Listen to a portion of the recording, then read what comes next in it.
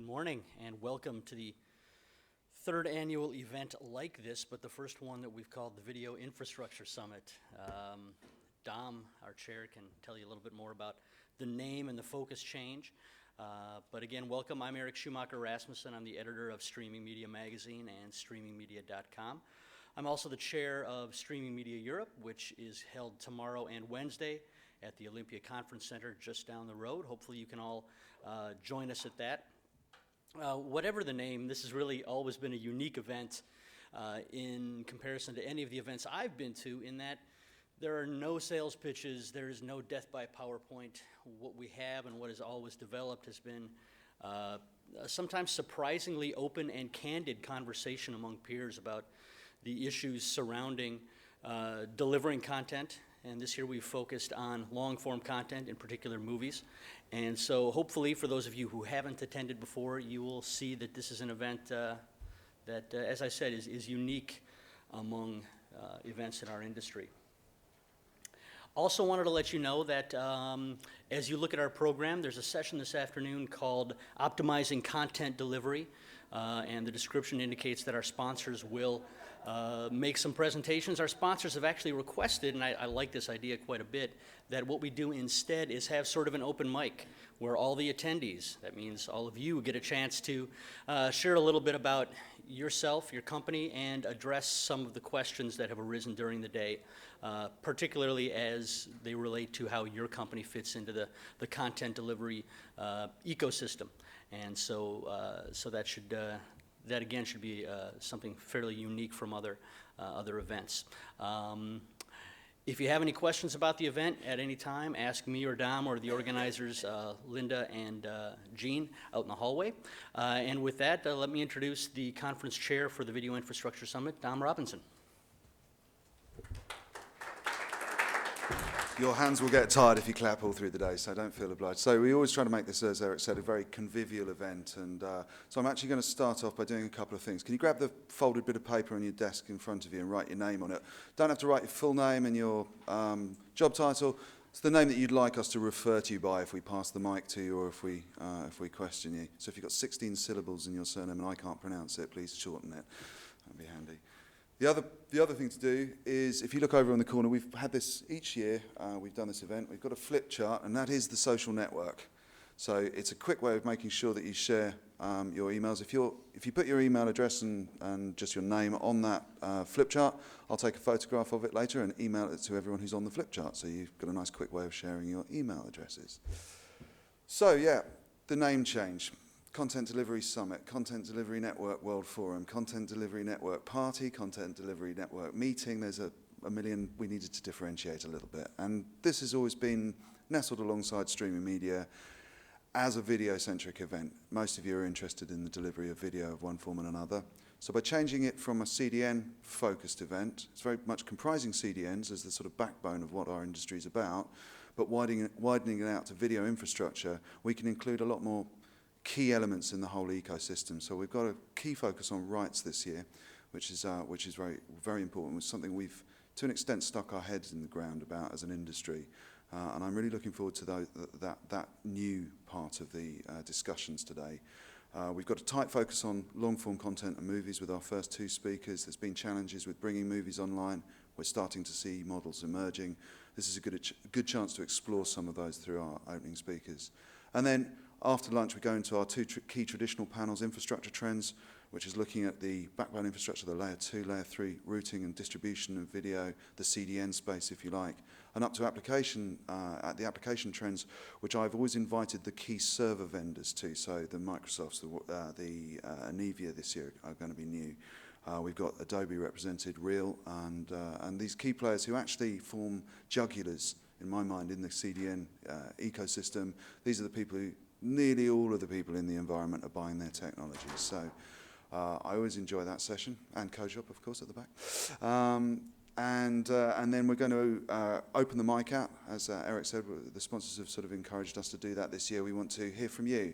This is a conference or an event, a summit, that I want you guys to take part in. So if you want to heckle positively, or if you want to make comments, just put your hand up and we'll break proceedings and bring the mic over to you. And as Eric said, we're going to try and avoid death by PowerPoint. So there are going to be a few people talking about what they do. We'll try and herd most of that into the open mic session. I'm sure we're all in business. We all want to know what we do, what we can offer to each other in different commercial ways.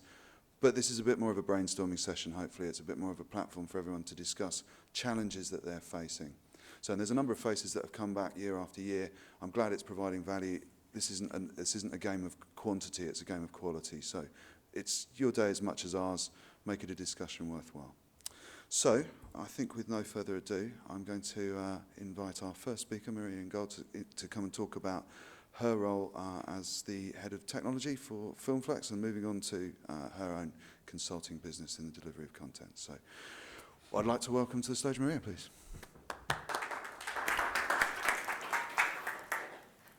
Where are the slides on here?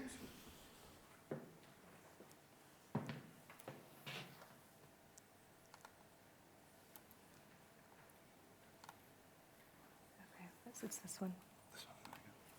Excellent. Right, good morning. I'm afraid I do have a few slides in PowerPoint. I have trimmed it down from my usual volume, so there are fewer of them for the sake of Dom. So, firstly, we're in a time right now where Kangaroo cost between 30 and 40 million, and it didn't launch. And Arkiva bought the technology for 8 million, and that launched for a little while, and then went away. And UView has cost so far 70 million and is projected to cost 115 million, and it was late. And all of this stuff is costing a lot to deliver. So why is delivering over the top so challenging? And why is delivering online movies even more so? Well, it doesn't have to cost this much. It doesn't have to take this long. When I was head of technology for FilmFlex Movies, I launched the infrastructure there, which delivered content to Virgin Cable for easily well under $1 million, saved the company $500,000 a year, and that delivered content from 30 suppliers, including all the film studios, to approximately 4 million homes, and with about 1 million buys per month. So FilmFlex Movies is one of the most successful on-demand movie services in Europe. It's been profitable since its first year. And one thing that you may not know is that FilmFlex, when I joined them, there were 7 of us. And I was the only technical person there. So, of course, I partnered with people. I partnered with some of the same providers that Kangaroo, that Arkiva had used. But I think there's something to be said for having a little bit more agility in a company and keeping those costs down. So one of the things that I did is in June, I left FilmFlex, set up my own technical consultancy. And part of why I'm doing that is because I want to be able to share how to achieve these things without spending quite so much money and without necessarily taking quite so much time how to do this. So one of the first things to consider is from whose perspective are you delivering this service? Well, there are a number of different players. You've got the retailer who's trying to reach the most number of people and most cost effectively. They're dependent on suppliers, and the suppliers are handling the DRM, they're handling quality checking, monitoring systems, they're doing CDN delivery, media asset management, content management systems. All of these people, transcoding, all of these people, there are relationships that a retailer might choose to partner with. And the suppliers want to make money out of this as well, and the retailers want to keep those costs down. Then without the content providers, you don't have any content. So you've got to satisfy their requirements, and their requirements are typically around security, especially the studios. They drive a set of security requirements that all of the indies typically then follow. And they have a monetary structure as well. They're either charging minimum guarantees, or they're doing a revenue split model. And if it's a revenue split model, they're typically taking the 70%, the lion's share, and the 30% then goes to everybody else who's involved in that picture. That varies a little bit depending on whether or not you're dealing with current or library films. The next piece in that puzzle, of course, is the customer. The customer wants it now. They want the content that they want to see. They want the availability of it. They want to watch it on whatever device they want to see it on. And they want to take it wherever they want to travel. So cost is quite key for everybody who's involved in this picture. But especially, the consumer is becoming a lot more cost conscious as well. So one of the things that's happening is noting trends that essentially consumers are saying, well, things like Netflix are interesting because the cost is lower, but they're making a trade-off. They're knowingly making a trade-off with the availability of content, because something like Netflix is in the subscription window, and I'll talk about windowing in a bit more detail about rights in a little bit. But they're in the subscription window, which means the content is available much later after cinema, so the availability of that content may not be there. And the quality of it, necessarily the quality of the transcodes, quality of the experience, may not be as good as some other services, but they're willing to make that trade-off because it's cost-effective for them. So as we're at a VOD infrastructure, or video infrastructure summit, let's talk about what the VOD infrastructure is. This is it in the big picture format. So I want you to hold this in your mind, burn it in. We're going to talk it through in detail. I'm going to go through each of these pieces in more detail and build it up. So the content provider, they're the ones who are delivering the content to you. Without them, there is no service. You want to store that in a media asset management system, enrich that experience in the data that you're storing in your content management system, package it up, publish it out, deliver it to the end consumer, and then that's not the end of the story. You're monitoring, you're maintaining after it's delivered, and if it's successful, you want to add new services and deliver those to the end consumer. So I'm going to take this through each of those areas in a bit more detail. So the content provider, they grant the rights for the retailer for a territory per device in a rights window. And they do that for different content types, so SD, HD, 3D. They do that for rental versus ownership, so rental being requiring slightly less security than ownership, streaming requiring slightly less security than download. And then once they've granted those rights, they also specify how you can use that. They say the customer can have this many devices. They can make this many changes to them. They can or cannot have a household. And you may be able to view it at the same time as your friend or not, depending on how the studios say you can use that content. And when they deliver it, they might deliver it either as file-based or as tape-based. And tape-based actually is the easier of the two to deal with, strangely enough. You've got Digimedia SD tapes, you've got HDCam, HDCam SR for HD. You have things but you still have to consider things like you could receive content on multiple tapes. If you're dealing with 3D, you've got left eye and right eye to consider. Or if it's really a long film, it'll stretch over multiple tapes, and then you've got to stitch it back together. So you have to consider how to handle all of that. You've got surround sound to deal with. Audio comes in on different tracks. It may not have the same track layout from everybody, so you can't have an automated process for dealing with it. You've got the different frame rates to consider. So it's 25 frames per second here. You might get it 24 frames per second in film, or you might need to deliver it into an NTSC location and then consider how you want to deal with that. Do you want to speed it up? If you do that, the voices become a little bit higher. And then time codes, that can vary as well. File-based, again, dealing with 30 different content suppliers, 30 different formats. And when you look at those, you've got to figure out, is this sufficient quality from what I'm doing? When I analyzed everything, I looked at it and said, 30i, DV25, 15i is not high enough quality for giving a good quality transcode, and I can't edit with it. And so for me, I had to discard that. And in some cases where studios said, your SD content's going to be 30i, I said, fine, give me HD, give me ProRes, and I will down convert that instead to SD. So that's an option as well. Studios require the content delivery to be secure. And if you're getting a whole bunch of ProRes files, you probably want it to be fast. I promised rights windows. This is the joy of rights windows. So first you have theatrical. So in the theatrical area, it's the Odeons, it's all of this, and they have a lot of power. So I don't know if you guys remember when Disney a while back decided it wanted to try to get Alice in Wonderland launched a little bit earlier. And Odeon and some of the other cinemas said, fine, we're not going to show it. You're going to lose cinema revenues. And they had a little bit of a showdown and finally sort of worked it out.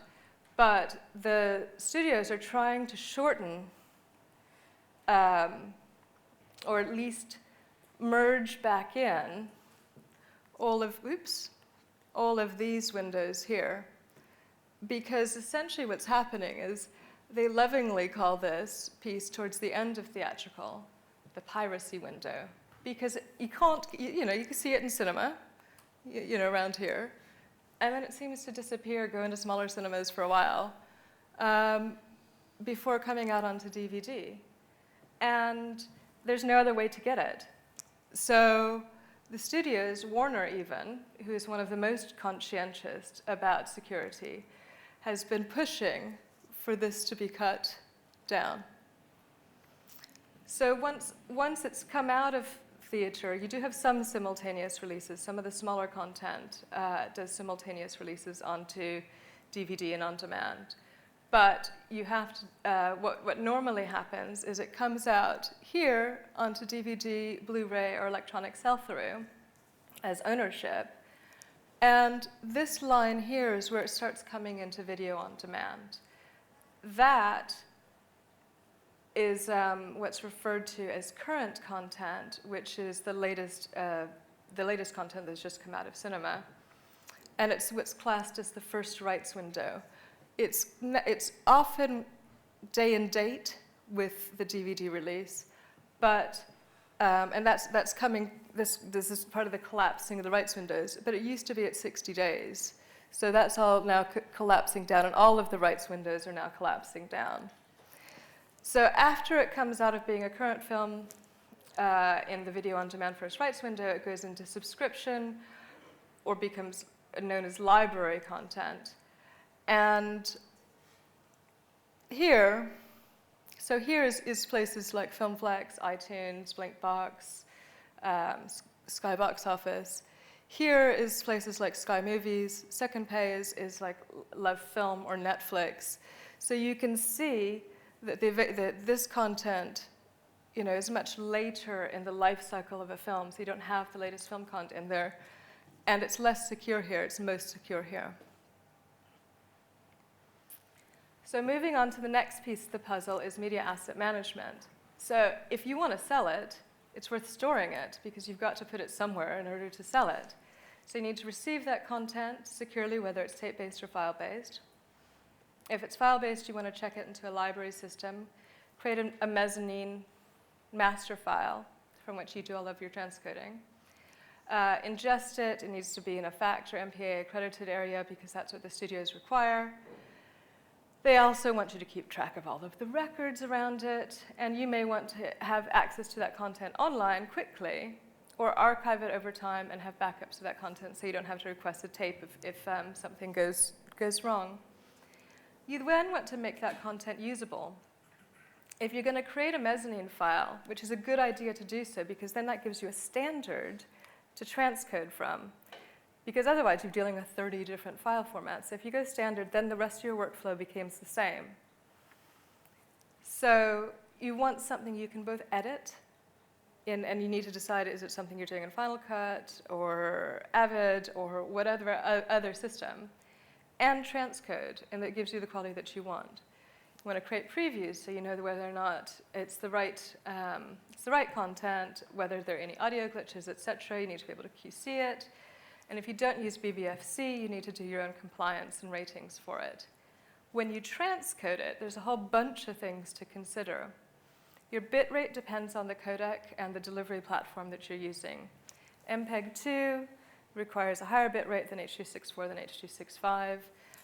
Different platforms can tolerate different bit rates. You need to consider the file container, the transport protocol, whether you're using adaptive streaming, if you're using a baseline profile or a main profile. Sometimes if you use a baseline profile, you can reach more devices. The resolution, and that's affected by aspect ratio, and then pixel ratio. If you're doing things for television, you want non-square pixels. If you're doing things for PCs, you want square pixels. It's all these little levels of detail to consider. Then you want to enrich it with all of your content in your content management system. So you have metadata there because you want people to find it. You want to tell them about what the film is about, who's in it. And depending on different services, if you're on television with a 10-foot viewing experience, it might be that you've got a really short synopsis, whereas somebody who's browsing on a web page, they've got maybe more time, and there's more information you can give them about it. One of the things you want to do as well is whenever you deliver content out, you want to store back the results you get from that handshake of delivering it. If it's failed, you want to log that in your content management system so that when you republish it, you know that you need to do so because it's failed and why it's failed. So when you're enriching that customer experience, there's a whole bunch of different pieces in there. There's images, there's trailers you can have, there's featurettes, you can a little bit extra information about the background behind the film. You may want to provide accessibility for the visual and hearing impaired, or you may want to localize into a region. All of these can have different formats for different devices, and there are different standards. So dealing with accessibility, there's a number of different standards in which you need to be able to receive that particular content and then either mux it in or burn it into whatever it is that you're doing. When you're building a content management system, you have to think through how all of that content is related. You've got mezzanine master files that are related to all of the transcoded derivative files. You've got all of the enriched content, all of your images, everything else that's related to your film. If you're dealing with television, you've got a series, you've got to relate all your episodes to it. When you have content, you have licenses. Those licenses are related to the content provider and also to the rate card, which says how much they get paid for that particular type of content. On the publishing side, you need to make sure that all of the content that you're publishing is accurate and that you're ready to publish it. So there'll be a series of checks where you have people maybe double-checking the content, making sure that it's there before you publish, or making the decision to say, I need to publish this now. I know the promo is not ready, but I'm going to publish it. Choosing the platform, and then when you're selecting the platform, you're dealing with films that are being published to that platform. So studios may say, I've granted you rights for television, but I'm not going to grant you rights for the iPad. And so you need to be able to restrict delivery down to content at that level, or even I'm not going to let you do things to iPads below this operating system version. You then need to consider transforming the content. So you may not want to transcode everything to begin with. You may want to save money by just saying, I'm going to transcode when I need this. So you'll do an on-demand transcode, and you may say, okay, I've got HD for television, but I don't have HD for my tablets. So there's no point in transcoding that ahead of time. You just want to do a transcode of the SD content when you're ready. And then the XML transformations into the different formats for the metadata and the other checks you want to do. Then you're handling the publishing. If anything goes wrong, you want to know about it, get that handshake back, republish as quickly as possible. And then, of course, you update the content throughout its life cycle. So whether it's a price change, whether somebody says, oh, there's a problem with the film, you need to republish the film, these are all the pieces you need to consider through that. When you deliver content to an end customer, you're not just trying to satisfy the end customer, but you're also trying to make sure you satisfy the studio, that you satisfy the retailer. So the customer, of course, they want it now, they want everything, they want it to be cost effective. Well, they'd like it to be free, but if they have to pay for it, then they'd like it to at least be easy to do that. They want it at a certain quality. They have some quality expectations about this. They certainly don't want it to stop 10 minutes in and lose that experience of sitting there watching a film saying, I'm enjoying this, I'm immersed in this, and then it stops. No, they don't want to see that. They want it available on the different devices that they have, and they want to watch it anywhere at any time.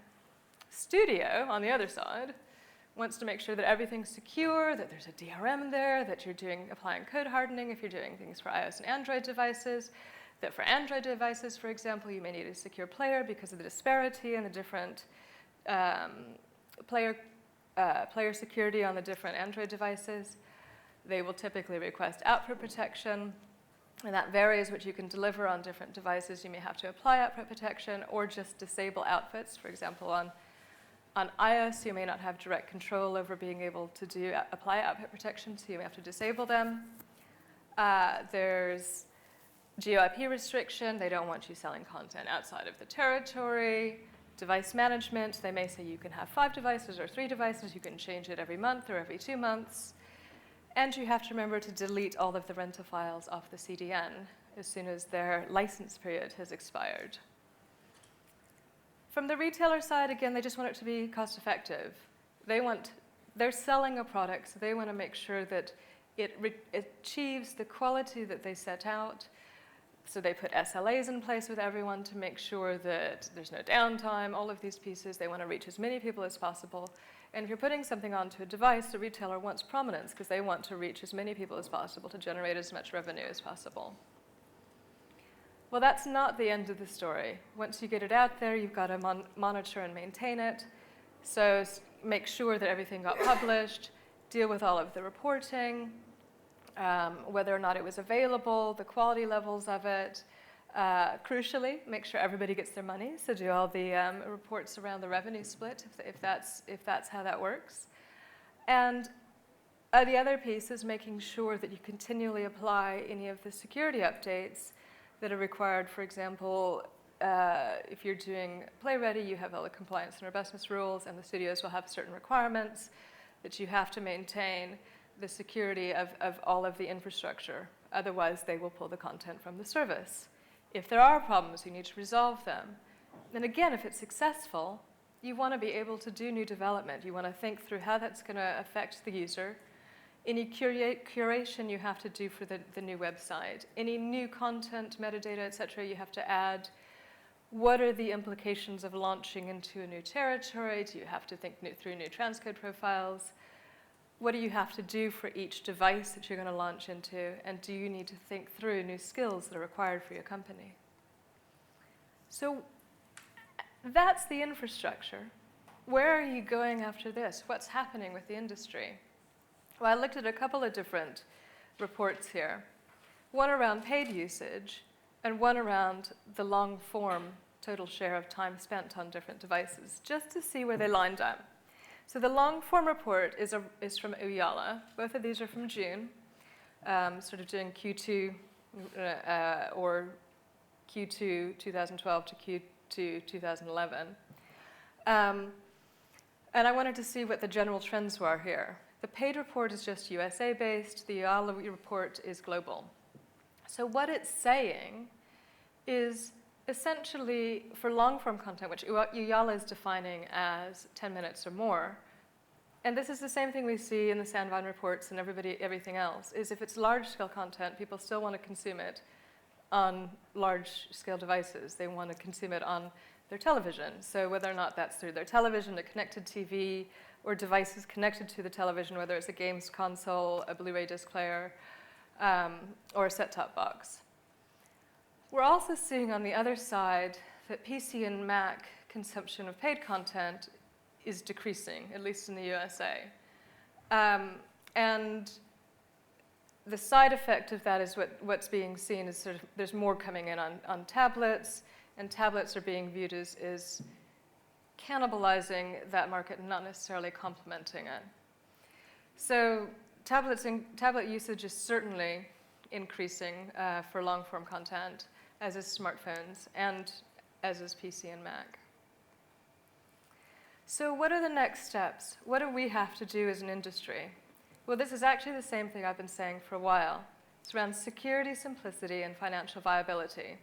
So security means being secure enough to meet the studio requirements.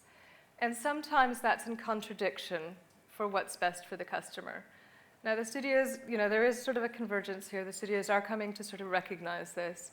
And like I said, you've even got Warner who's looking at trying to condense those rights windows so they can fight piracy and, consumers can actually get the content that they want when they want to get it. Looking at simplifying development. So that could be applying various standards, looking at standardizing the way that we develop things. So you write something once and use it in many different places. That can be achieved through standards, or on the other side, there are a number of companies who are developing APIs that allow an abstraction layer for delivering to various different pieces of hardware that are similar. And then finally, making sure that it's financially viable for everybody involved, with the studios taking 70% of a revenue split model, and iPad wanting to take 30%, or iOS devices wanting to take 30%, where does that leave everyone else? So it's looking at figuring this out. How do we achieve something that's secure, simple, and financially viable? And that's the steps forward that we have to take for the future. Thank you very much.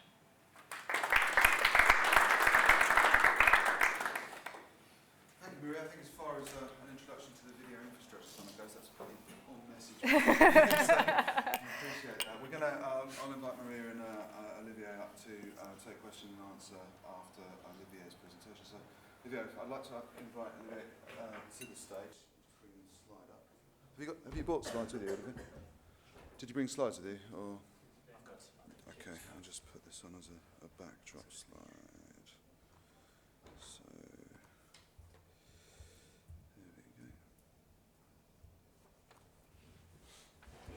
there we go. Thanks. Well, good morning, everyone. First of all, I'd like to thank the organizers, and in particular Dom and Eric, for offering me the great pleasure of addressing you today at the launch of what promises to be a great summit. However, I will not thank you guys for putting me up here right after Maria. That's a very difficult act to follow, but all right, we'll do it.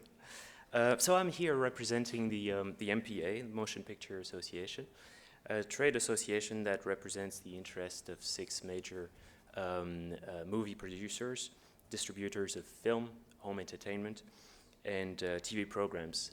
Those include Paramount, Sony, Fox, Disney, Universal, and Warner Brothers.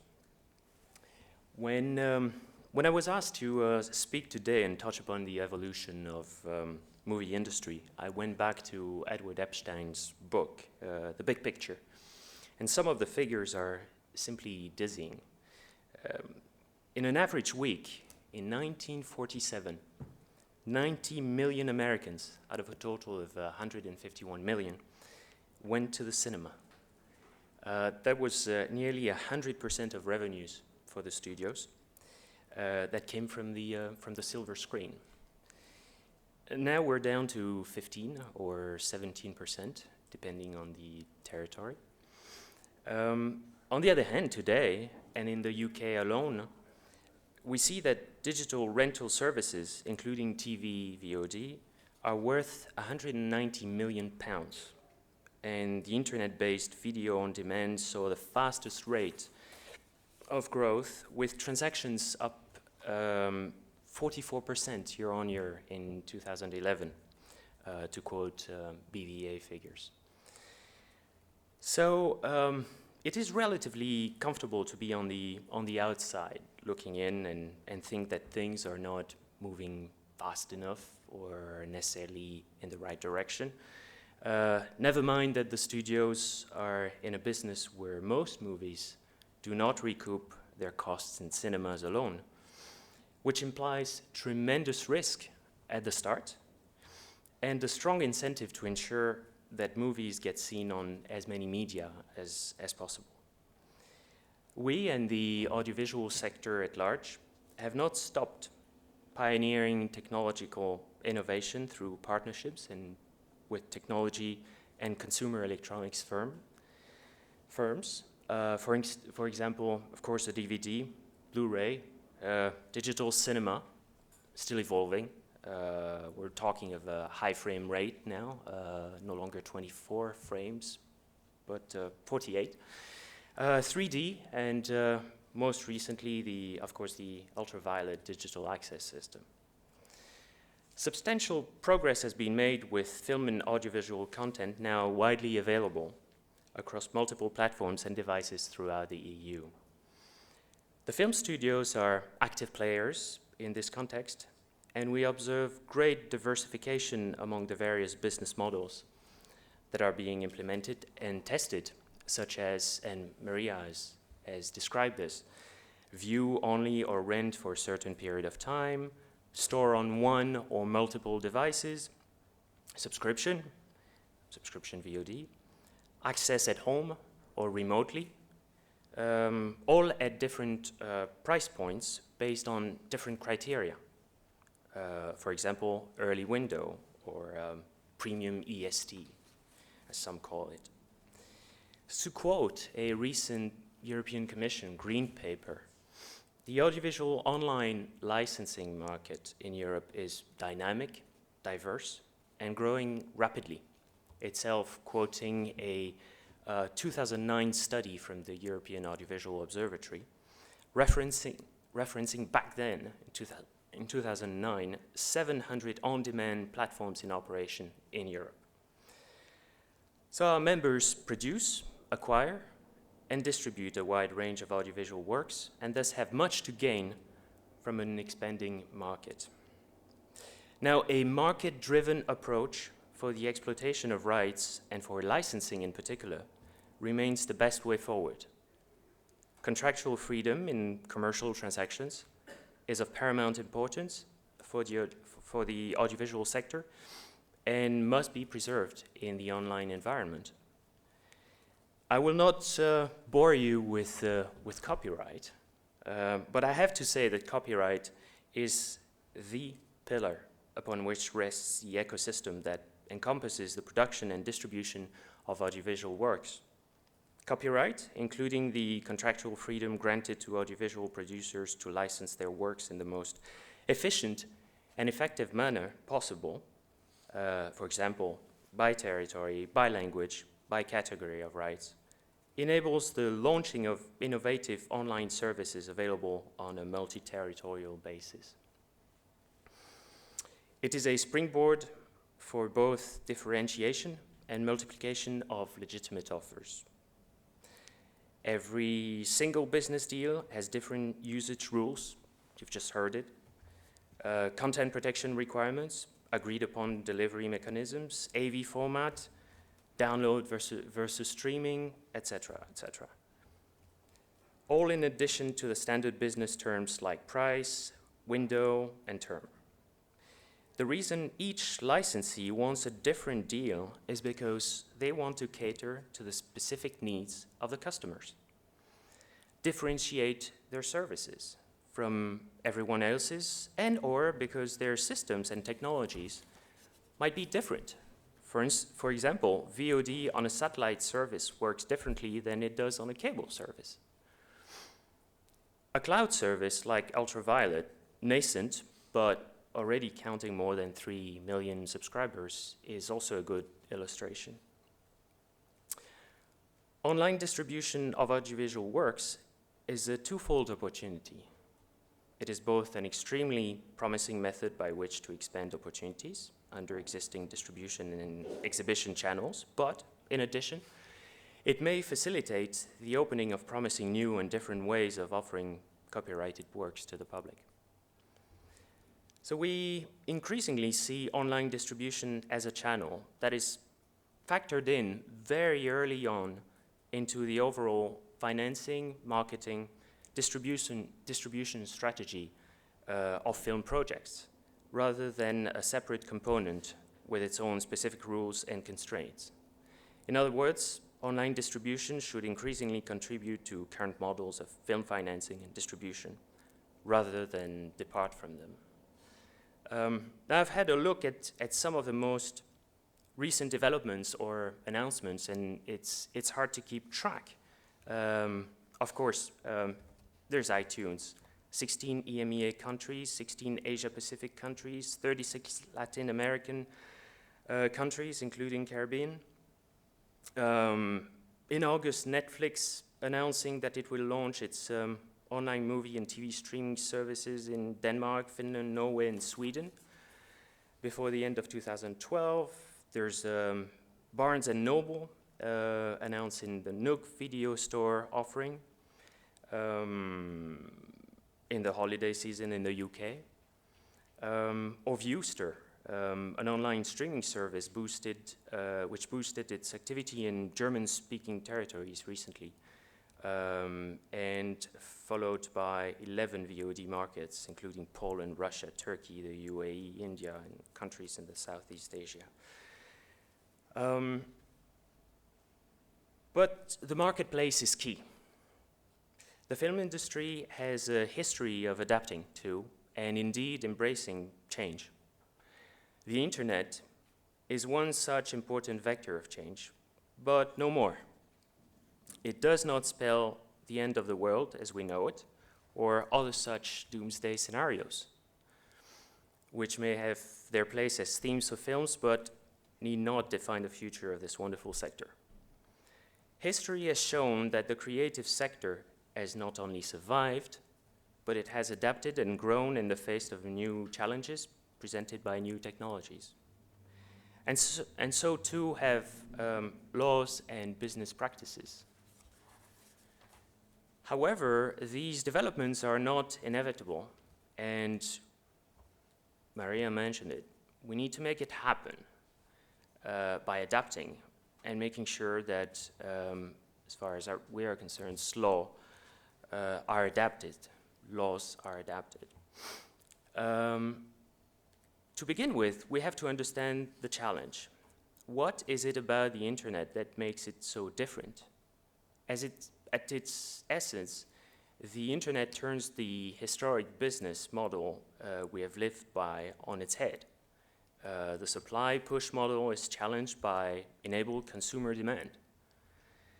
This puts pressure on such core elements of the prevailing business model as organized sequential release, also known as Windows, and even on territorial licensing and all that goes with it.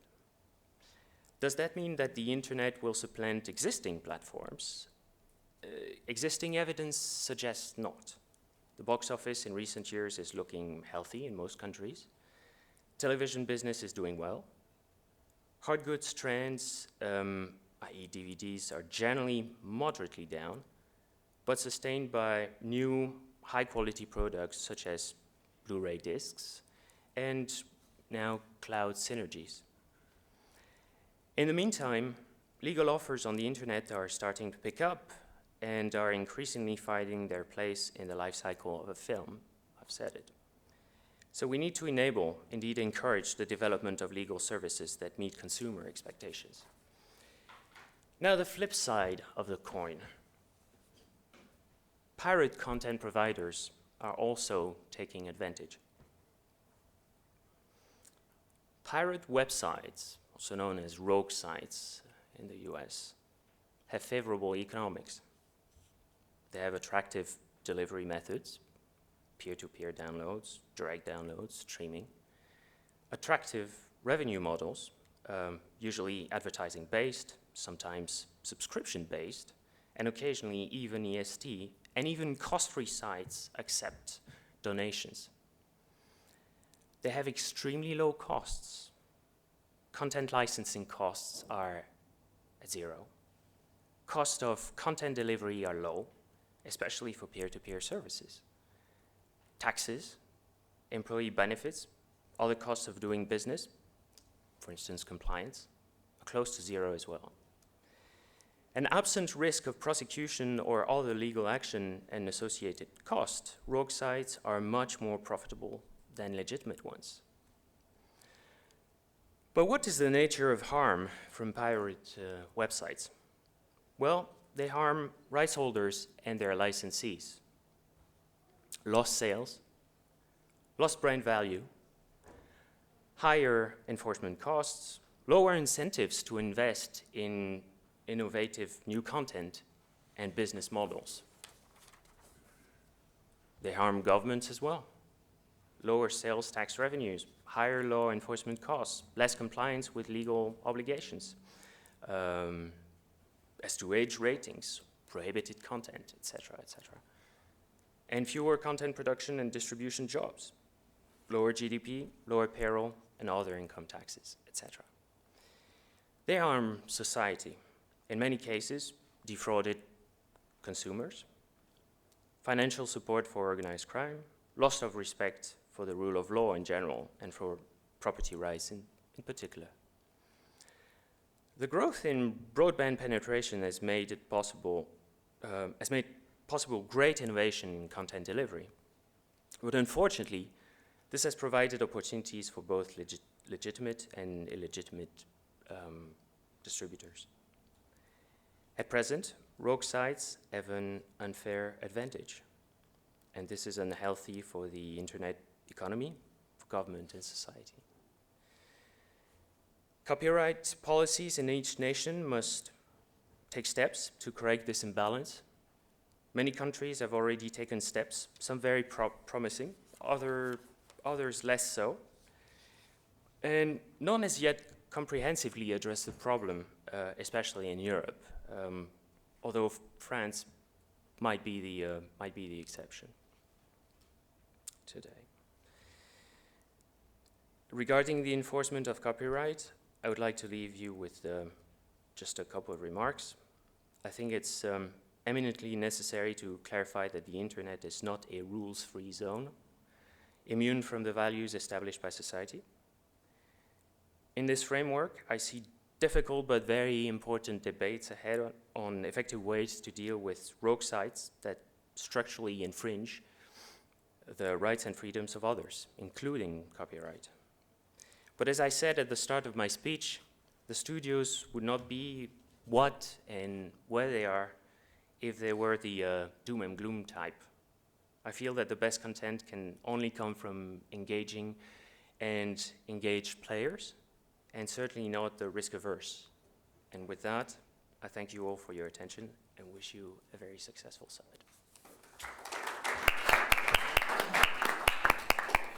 Maria, can I ask you to take some seats? So, that was a great pair of opening keynotes, actually. That's really set the day up well. I think we've got a good picture of technology, we've got a good picture of the studios. Although, can you all hear me? I'm going to give up now. Hello. The mic, I remember that I want to be honest. If you can't hear, just wait down and ask questions. Put the recording in. They've got an angle in mind, so it doesn't matter who does it. I'll just come over about it later, we've got some text.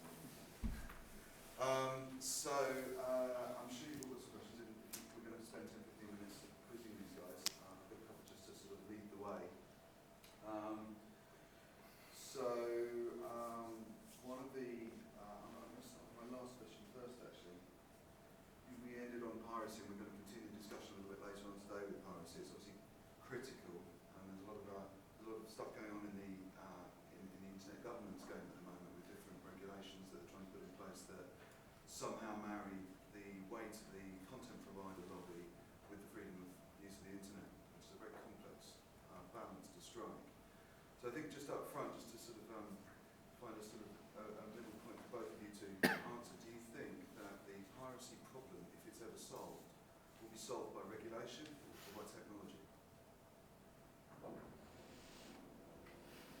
I think first it's going to have to be addressed by the studios.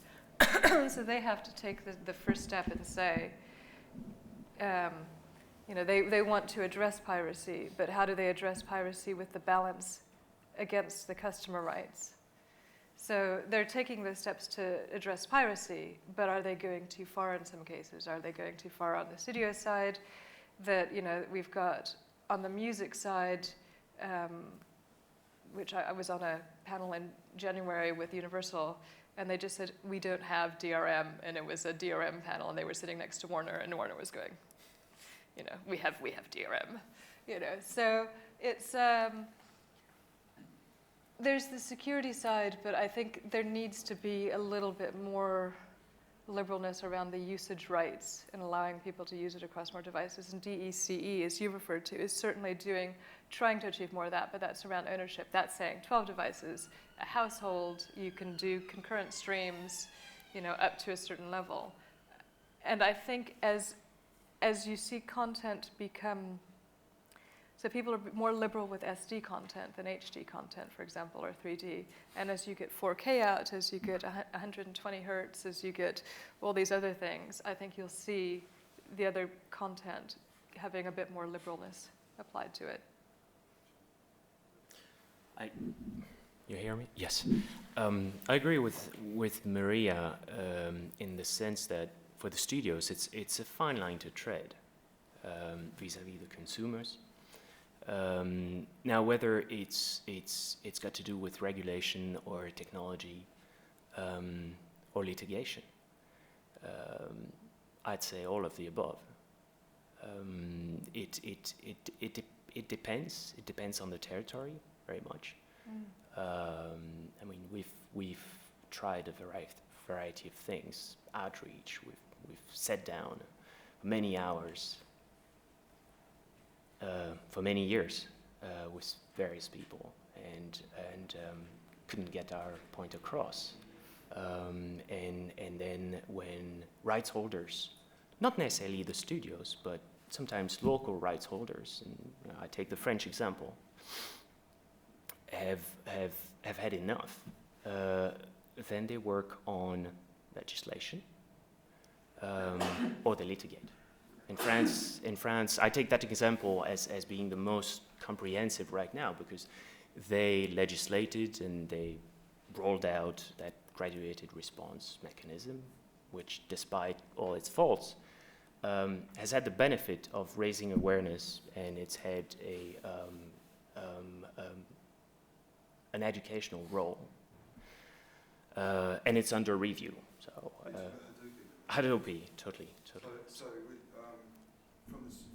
your studio's hat on, if you like, do you think that the pullback on actual follow-through and prosecution on the Hadopi cases, sort of, I can't remember the numbers, 19, 20,000 take-down notices, 300 litigations, but none of them have been taken through to prosecution. Was that a decision by the studios? Oh no. I mean, this is really. I mean, the studios are not in the driver's seat there. It's Hadopi that is an independent authority that works with the local content protection organization, and so feeds Hadopi with IP addresses, and it's Hadopi itself a black box that matches the IP addresses with the identity of the internet subscribers. And then starts the notification system. And you mentioned figures. Yes, more than 1 million notifications went out.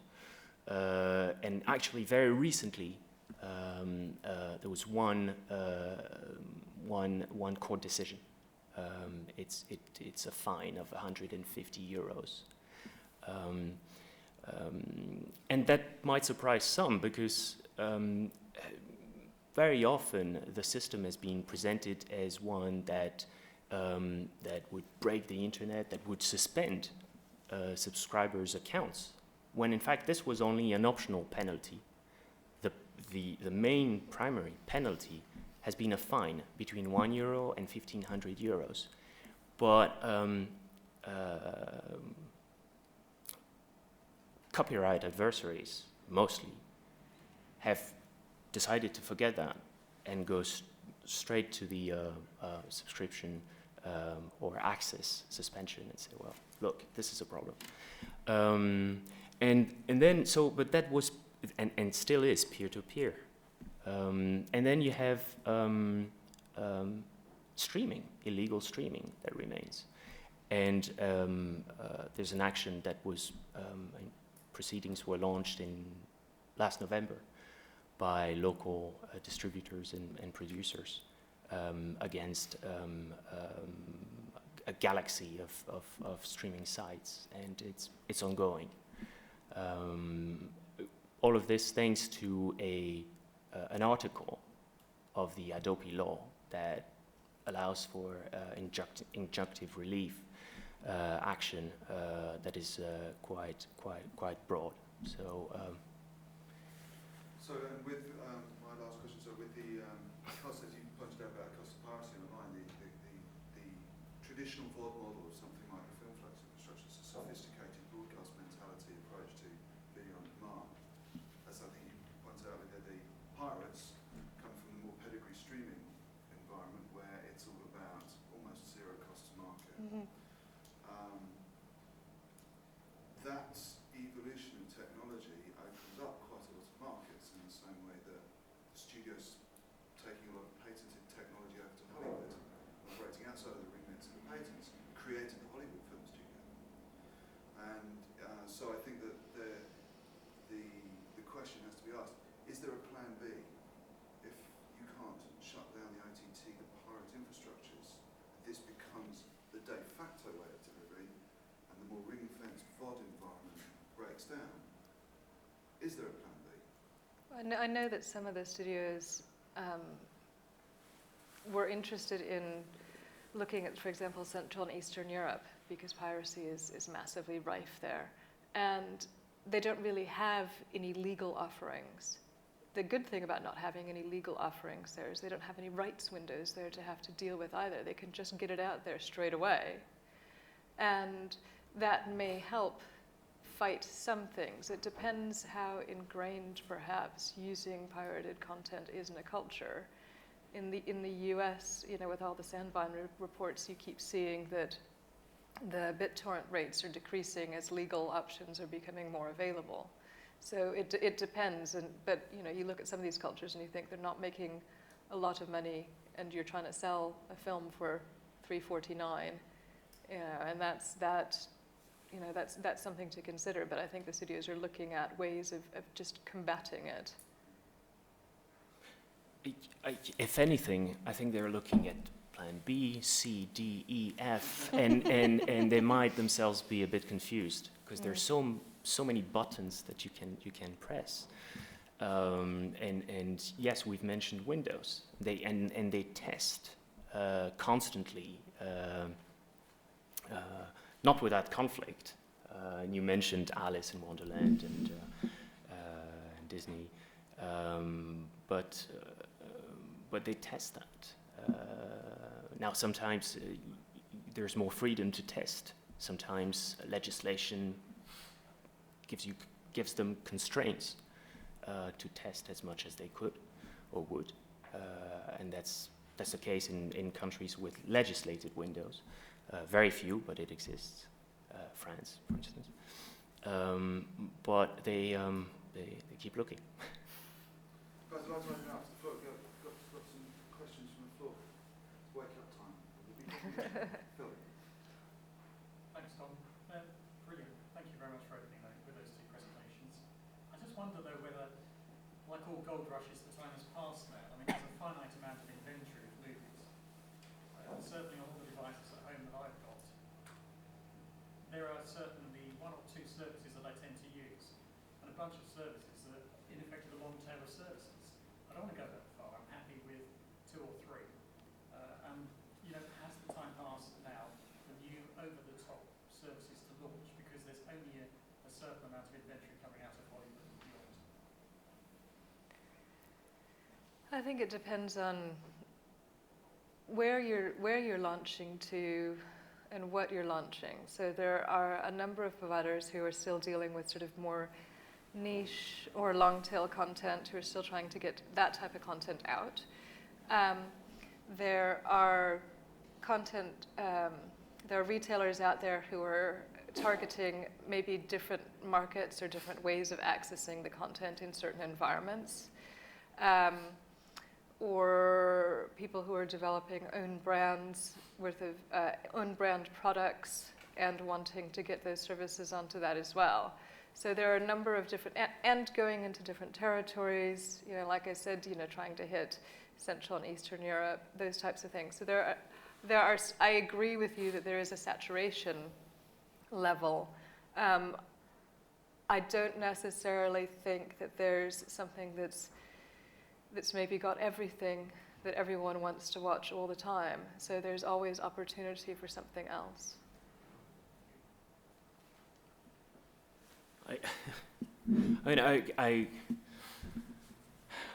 I don't think there's saturation either, and in some territories there are efforts to be made. I think being Belgian and coming from Belgium, being Brussels based, sometimes I envy the UK and the offer in the UK. So my home country is probably a place where there's a need for more activity in that respect. So. Any further questions? Question to Maria. If you could, from your presentation, if you could remove one of the challenges or obstacles for your client, what would be the one you would like the industry to change? If it's for what kind of technology you would like to change that would make your client's life dramatically easier? The charge on iOS devices. I think a lot of everybody wants a revenue share out of something. And you've got places like YouView charging, significant amounts of money per annum to get on there as a content provider. And they don't necessarily have the volume or can't necessarily offer the prominence to a retailer to compensate for what they're charging. The iOS devices are saying, the same thing, we're going to charge you 30% because we've got loads of devices out there, but it doesn't necessarily mean that you've got prominence, that people are going to get to that content. So, and then Samsung and LG, they've got fees as well. So that was probably one of the harder things that at FilmFlex ran into. The other piece is, again, there are so many standards. Everybody's coming up with a standard. So, what's the best way to most cost effectively deliver to a number of things? And that is quite key. If you're trying to get that reach, then one of the best ways to do that is to hit a number of devices. And of course, this is what Netflix and La Film are making sure that they're doing. They're hitting a large volume.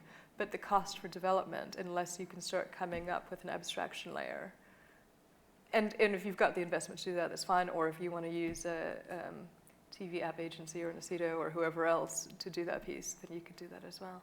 Let me take that question over to Olivier then. In a certain different twist.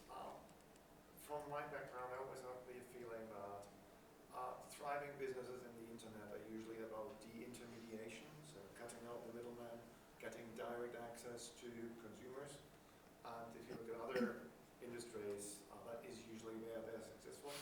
I always get the feeling with the motion picture industry that they try to protect a certain business model, right? And not really going towards cutting out middlemen more and direct selling of content and those type of things, which has a certain impact on what you just said. Everybody tries to get a share, and as more people are involved, obviously less revenue is there. So is there a kind, from your point of view, a kind of trend in whatever foreseeable future to start reducing the number of people who actually want to have a share, to then actually, as you rightly pointed out, and kind of from Germany have exactly the same problem you have, it's not like we don't want to pay for content, it's like it's very, very difficult to pay for content we actually like to see.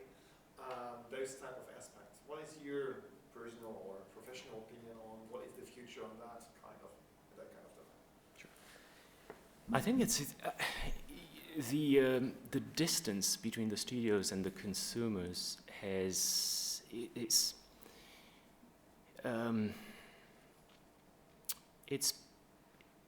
that's how the studios have operated, and they haven't waited for the internet to make that decision. In fact, in the US, they by law they can't even own theatrical chains. circuits, etc. So they've been a bit remote, and as you say, they're intermediaries, and they feel that those intermediaries in contact with the consumers, being a retailer or an exhibitor, cinema owner, is best placed to cater to the exact needs of the consumer, and I don't see it changing unless they're not telling me everything, but and they don't actually as an association, but that's my view. Any further questions? Okay, I'm just going to put one last query to you guys, and then we'll break it a little bit early for coffee and to fill in the social networking flip chart. So, do you see any changes in certification as content becomes more globalised more quickly? So, it's a question that I haven't heard kicked around in this sector very much. There's some internet governance work I've been doing with the innocence of Muslims coming through. There's been more discussion in that group about introducing certification, independent certification groups for organisations like Google to refer out to try to come with more globalised approaches to certification. And I'm wondering if that's permeating into the film sector and into the technology in the film sector as well, because I think certification can be enforced through technology. So I think probably start with Olivia's response.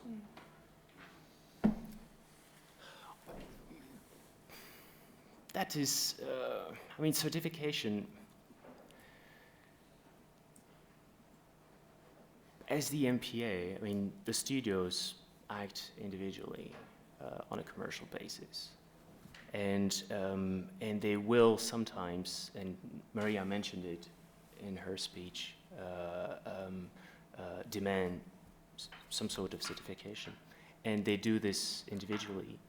And so far it's been working well, I think. So they demand that in each state? They do it individually in each state, or depending on the platform, or the platform reaches out to them individually, and then they conduct certification. And that's how it works, strictly individually. That's the environment I know. So certificate at Filmplex did its own certification. So it followed quite closely to what the BBFC did, but Filmplex started out as delivery to Virgin Cable, and they knew that market, and they were probably a little bit more conservative than BBFC, just to make sure that they were clear. So there's only a couple of occurrences where things came out as slightly more conservative. But if you're delivering into other territories where, you can't show people kissing, in a Muslim or Indian, territory, then you actually get a new cut. So you get a cut that doesn't include the things that would be considered to be offensive or inappropriate for that territory. It's interesting because the response then says to me that the models are never going to move beyond territorial rights. You're never going to get Actually, don't. Yes, I replied to you on with the angle of the security certification, but on certification, on ratings and age certification, that sort of thing, it's usually very much in the hands of local either authorities or boards, and the BBFC is one. It's very difficult. The European Union has wanted for years to have some sort of pan-European code.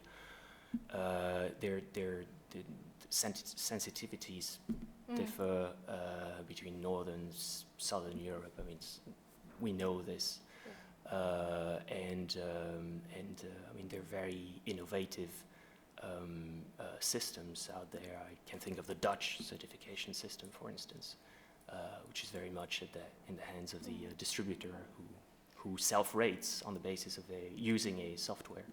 But it can take a lot of different forms. Yeah, and exactly what you were saying, that different, the USA is more tolerant of violence and less tolerant of sex, and it's the other way around over here. So it depends what the content of the film is and the culture of the territory that you're going into what kind of certification it will be given. It's just interesting because I think in that it says that, that in the planned CDE NAV there isn't a non-geo-based plan or a non-territory-based plan. There isn't a worldwide release on OTT model catered for, because you can't do certification. Well, there's certification. There's Poland, when you do something, you dub it. It's this one guy who does everybody's voice, whether it's the man, the woman, the child, and the and other places want it to be in a French language, or they want it to be subtitled and the different language cuts. And alas, there is no way to reach that volume of the European market or the rest of the world market in the same way that you can hit the millions of people in the US under one structure.